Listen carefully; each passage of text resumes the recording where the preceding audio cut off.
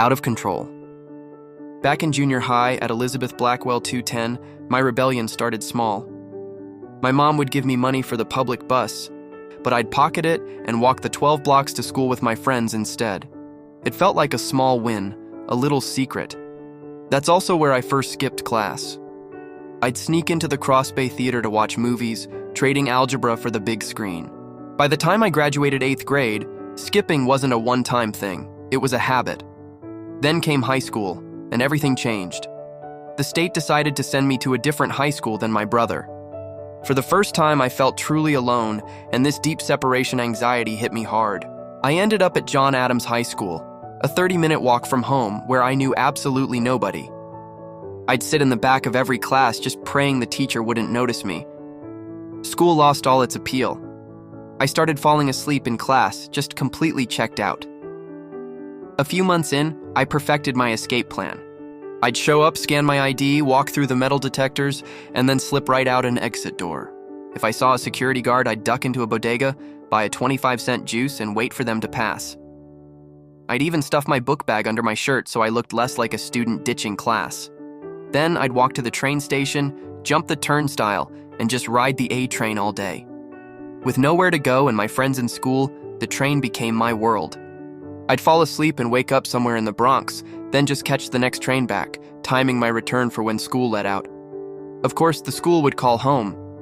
I'd get to the answering machine first and delete the messages. If my parents ever found out I was absent, I'd just tell them it was a mistake on the school's part. I hated school. All I wanted was to hang out with my friends. Back then, we didn't have cell phones. The payphone outside the corner bodega was our social hub. We'd call each other's home phones from there, or ring the payphone from home to see who was waiting outside already. I'd get home, lie about my homework being done, and head straight back out. My parents didn't give me a strict curfew, but the rule was simple: be home when the streetlights come on. I pushed that boundary a lot. Sometimes my dad would just yell for me to come home. Other times, if he was in a bad mood, he'd embarrass me in front of my friends, grabbing me and marching me home. One day, I just had enough. I packed a bag and went to my girlfriend's house. Her mom had always said I was welcome. That night, my dad showed up, but instead of yelling, he apologized. He'd never done that before. He said he'd give me more space, that he realized I wasn't a little boy anymore. It was the first time he spoke to me like a man. But with that sudden space, the streets eventually took control over my life. I started staying out later and later, spending more time with friends than family. The arguments at home became constant. Around that time, you saw ads for cigarettes and beer everywhere. Bodegas, buses, trains. In the movies, the cool guys always smoked. My older friends smoked. I figured it was the cool thing to do, something that would calm my stress. So I went to the bodega and bought a single Newport cigarette for 25 cents. They called them Lucy's. You didn't need an ID back then.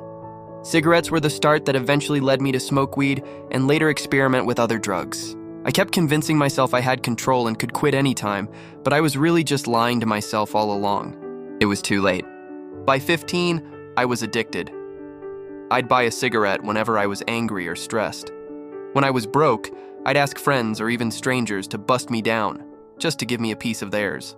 It started as a way to feel cool and ended up as a chain that was hard to break. I want everyone to understand that smoking isn't harmless. It's paying to slowly destroy yourself. Learn from experience and stay smoke-free. Thanks for listening to my story. See you next time.